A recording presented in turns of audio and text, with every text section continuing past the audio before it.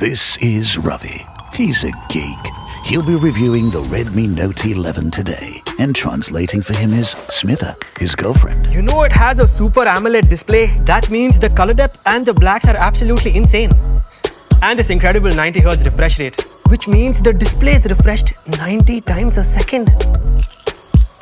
It's really smooth. High motion games just feel incredible. Like mind-blowingly smooth. I mean, watching sports or even scrolling is a lot more enhanced. Yeah, when you're scrolling through your ex's Insta, it's really smooth. Also, this awesome 50 megapixel quad camera For people who actually go places. and this 5000 mAh battery with a 33-watt pro-fast charger. Don't ask. The battery literally never runs out. The all-new Redmi Note 11 with 90Hz Super AMOLED display. Not just smooth, geek-approved smooth. Can I have my phone back?